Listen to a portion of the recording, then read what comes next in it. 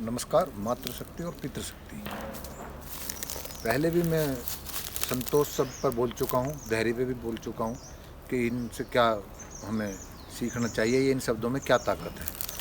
आमतौर पे संतोष शब्द को निष्क्रियता, अकर्मण्यता का द्योतक बना लिया है हमारे समाज ने, जबकि संतोष का मतलब ये है कि जो भी मिली जिम्मेदारी आपके पास है, आपके प्रयास से है या पुरखों के साधनों से है या भाग्यवश है, जो भी आपको मिल रहा है या आपके कर्मों अनुसार है, आप उस कार्य को करने में संतोष रख करके उसे पूर्ण करने का प्रयास करेंगे, जिम्मेदारी का निर्वहन करेंगे, तो आपको उन कार्यों के करने में आनंद आएगा।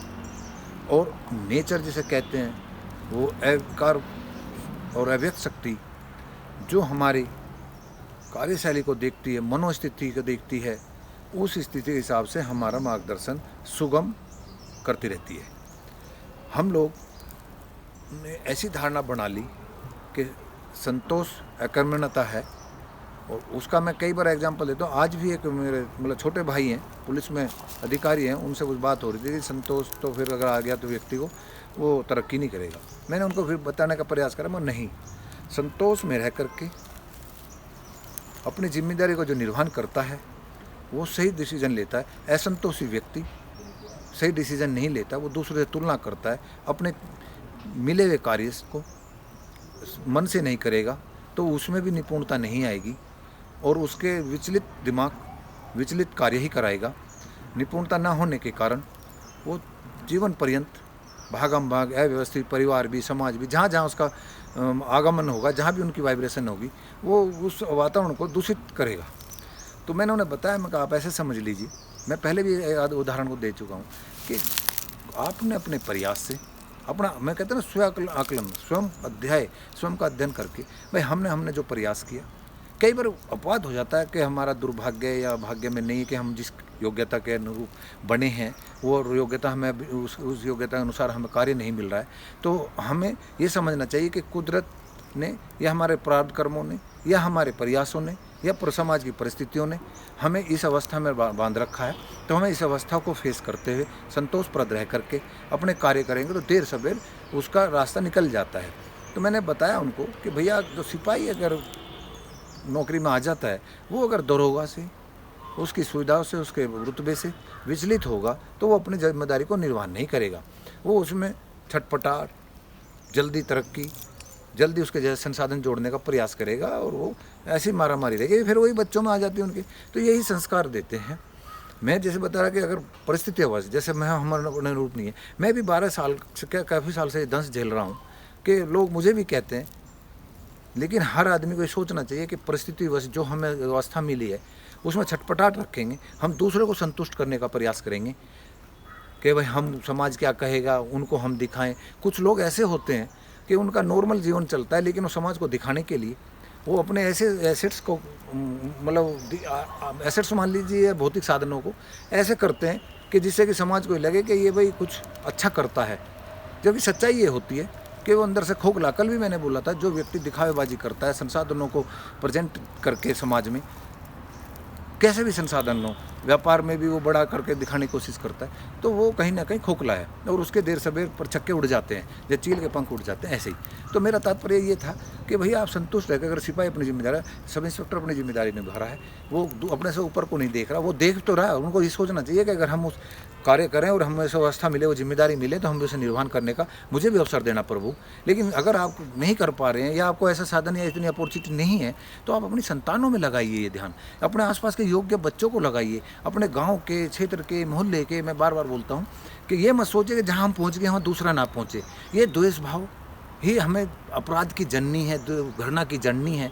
अगर हम अपने साथ के लोगों को, समाज के लोगों को आगे बढ़ाएं, संतोष भी रहेगा, दया भी रहेगी और लोगों का एक समाज में अच्छा वो लगेगा कि भाई ये व्यक्ति सबको बढ़ाता है। ऐसे हम सब सोचें तो समाज में अपराध भी ना हो, नफरत भी ना हो, घृणा भी खत्म हो जाए। और जब आपकी संख्या बल बढ़ जाएगी, हर गांव में मजबूत, हर मोहल्ले में मजबूत लोग होंगे, तो आप पे आपदा क्यों आएगी, बुरा क्यों सोचेगा आपको एक दूसरे का। सब अपने अपने काम में व्यस्त होंगे। हम ये सोचेंगे मेरे मोहल्ले में, मेरे परिवार में मैं ही बड़ा हूँ, मेरे गाँव में कोई ऊँचा ना हो, तो वो सोच में हम रास्ते रोकेंगे तो गड़बड़ हो जाएगी। तो कहने का मतलब ये जो परिभाषित लोग समझते हैं कि भाई संतोष अकर्मण्यता है, निष्क्रियता है, प्रगति का द्योतक नहीं है। संतोष ही प्रगति का द्योतक है। जब संतोष रख करके आप जिस काम को, जो भी काम मिला, अच्छा बड़ा छोटा, उसमें करिए। और विकल्प मिलते हैं, एक रास्ता रुकता है दूसरा ढूंढिए, विचलित मत होइए। संतोषप्रद व्यक्ति ये सोचेगा ये रास्ता रुका है तो आगे बढ़े। मान लिया मुझे अभी सपोज करो, मैं एक उदाहरण देता हूँ, मैं यहाँ से दिल्ली जाना है, मुझे अपना बस में बैठता हूँ, रास्ते में जाम लग जाता है, अपनी मैं कार से हूँ, तो मैं ऐसा तो नहीं हो दिल्ली जाना छोड़ूंगा, मैं दूसरा विकल्प पकड़ूंगा। मेरा वाहन खराब हो जाए, मैं ट्रेन में जाऊँगा या बस में जाऊँगा या दूसरे रास्ते निकलूँगा, तो गंतव्य पर पहुँचूंगा ना। ऐसे जीवन रूपी जो यात्रा गंतव्य पर ले जानी है, परिवार को लेकर जाना है, समाज को अच्छा संदेश देना है, तो हमें विकल्प तुरंत बदल देना चाहिए। हमें ये रोने नहीं रोजे, हाँ जी हम तो वहाँ जा रहे थे, 3 घंटे लग गए, 4 घंटे लग गए, सुगम हो जाता। ये हमारे देश में जो रोना राना होता है कि रास्ते रुके, तो हम विकल्प ना ढूंढ करके मतलब एक किस्म से अपने को कोसते हैं, भगवान को कोसते हैं।